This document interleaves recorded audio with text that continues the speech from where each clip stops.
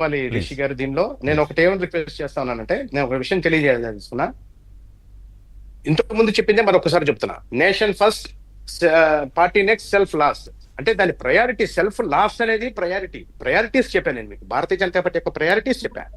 ఇంకోటి చూస్తే మనం ఒక పక్క మనం ఇవాళ జాతీయ దృక్పథం అనేది ఎందుకు మేము మాట్లాడుతూ ఉన్నామంటే, ఇవాళ మనం మన పక్కన పొరుగు దేశాలైనటువంటి బంగ్లాదేశ్ కానివ్వండి, నేపాల్ కానివ్వండి, శ్రీలంకలో కానివ్వండి, పాకిస్తాన్ లో కానివ్వండి, అంతర్యుద్ధాలు జరుగుతూ ఉన్నాయి. కారణం ఏంటంటే అది వ్యక్తిగతమైనటువంటి ద్వేషాల్లాగా, వ్యక్తిగతమైనటువంటి శత్రుత్వంలాగా ప్రధాన పార్టీలు, ప్రతిపక్ష పార్టీలు వెళ్తున్నాయి. ఇక్కడ దీని ఉద్దేశం ఇది కాదు. భారతదేశంలో ఉన్నటువంటి ప్రజాస్వామ్యం ఎంత గొప్పదంటే దాని గురించే మన సుప్రీంకోర్టు చీఫ్ జస్టిస్ అయినటువంటి గవాయ్ గారు కూడా కామెంట్ చేశారు. భారతదేశం యొక్క డెమోక్రసీని చూసి నేను గర్వపడుతున్నాను, ఈ రాజ్యాంగాన్ని చూసి గర్వపడుతున్నానని చెప్పి అంత పెద్ద వ్యక్తి కామెంట్ చేశారు. అంటే ఇక్కడ మనం చేయవలసినటువంటిది అంశాల వారీగా వారి మీద వ్యతిరేకత ఏదైనా ఉంటే ఆ వ్యతిరేకత పట్ల మనం వ్యతిరేకంగా ఉండాలి తప్పితే, వారితోటి ఫైట్ చేయాలి తప్పితే, not in the interest of the country. ప్రపంచానికి ఒక మెసేజ్ వెళ్తుంది. ఉపరాష్ట్రపతి కానివ్వండి, రాష్ట్రపతి గారు కానివ్వండి, లేకపోతే ఇప్పుడు మనం supreme court justice chief justice no, లేకపోతే ఒక ఐబీ డైరెక్టర్ నో ఇటువంటి వేసేటప్పుడు జయప్రకాష్ గారు, ఆ ఇష్యూ అయిపోయింది. ఉపరాష్ట్రపతి రాజ్యాంగ పదవి గురించి మీరు అడిగారు, అది అయిపోయింది. దాని గురించి కాదు, అది టీడీపీ జనసేన ఎలా ఫీల్ అయ్యి. నా పాయింట్ ఏంటంటే, కాదు కాదు, ఒక నిమిషం. ఈ 10 ఏళ్ల పాటు అనేక సందర్భాల్లో జగన్మోహన్ రెడ్డి అవినీతి గురించి మాట్లాడితే, ఇంకా జగన్మోహన్ రెడ్డి అవినీతి అలాగే ఉంది కదా, ఆయన ఏమి వాళ్ళకి అడిగిన ముత్యం కాదు. ఆయన మీద సిబిఐ కేసులు ఉన్నాయి, లిక్కర్ కేసు నడుస్తోంది. ఆ విషయం బీజేపీ పెద్దలకు కూడా తెలుసు కదా అనేది నా పాయింట్. అంతే. నేనేం చెప్తున్నానంటే దాని గురించి చెప్తున్నా రిషి గారు. రాజ్యాంగంలో మనకి ఒక ఐబీ చీఫ్ ని సెలెక్ట్ చేయాలనుకోండి, లేదా ఒక సంబంధించినటువంటి అత్యున్నతమైనటువంటి సివిసిని సెలెక్ట్ చేయాలి. దేశానికి సంబంధించిన సివిసిని సెలెక్ట్ చేయాలంటే మనం ప్రతిపక్ష నాయకుడు కూడా దానిలో కమిటీలో మెంబర్ అండి. అతను అధికార పక్షం, ప్రతిపక్షం కూడా కమిటీలో మెంబరు. ఆయన మీద అవినీతి ఆరోపణలు ఉన్నాయి, మనం ఆయన మీద ఫైట్ చేస్తున్నాం, ఎన్నికల్లో పోటీ చేశాం కదా అని చెప్పి మనం ఎవరు వాళ్ళు మనల్ని దూరం పెట్టలేదు, మనం వాళ్ళని దూరం పెట్టలేదు.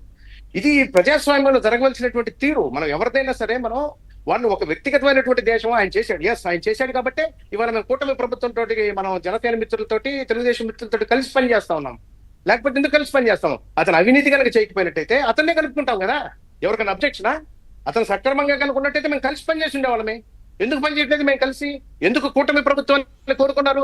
ప్రజలు ఏమైతే కోరుకుంటున్నారో ఈ దేశం ఇంట్రెస్ట్, ఈ దేశం యొక్క నిజాయితీని కాపాడే దానిలో భాగంగా భారతీయ జనతా పార్టీ, పవన్ కళ్యాణ్ గారు, అదేవిధంగా చంద్రబాబు నాయుడు గారితో కలిసి ఈ రాష్ట్రంలో ముందుకెళ్తా ఉంది. ఈ రాష్ట్రం అభివృద్ధి చెందాలి, తద్వారా దేశం అభివృద్ధి చెందాలి అనేది కాన్సెప్టే దీనిలో ముఖ్యం. మేము అంతే ఎందుకు కలవట్లేదు? దాని మీద ఎందుకు కలవట్లేదు? మేము వెళ్ళగలుగుతాం. 5 సీట్లే మేమేం కాదనలేదు. దానికోసం మేము వెళ్ళి ఉండేవాళ్ళం కదా. అంటే ఒకటి జయప్రకాష్ గారు, ఇది 11 మంది ఎంపీలు ఉన్నంత మాత్రాన జగన్మోహన్ రెడ్డిని తీసుకెళ్లి భుజాల మీద కూర్చోబెట్టుకోవాలా? ఈ చర్చ మీ దగ్గర కూడా వచ్చి ఉంటుంది. మిమ్మల్ని కూడా ఈ ప్రశ్న ఎవరిని అడుగుంటారు. మేము కూర్చోబెట్టామా? అతను మద్దతు ఇస్తే తీసుకోవటం, ఈ దేశ ప్రజాస్వామ్యాన్ని కాపాడుకోవటంలో, ప్రజాస్వామ్యంలో ఒక మెసేజ్ వెళ్ళింది అనుకోండి, ఏకగ్రీవం వెళ్ళింది అనుకోండి, అది దేశం మొత్తానికి కూడా ఉపయోగం అండి.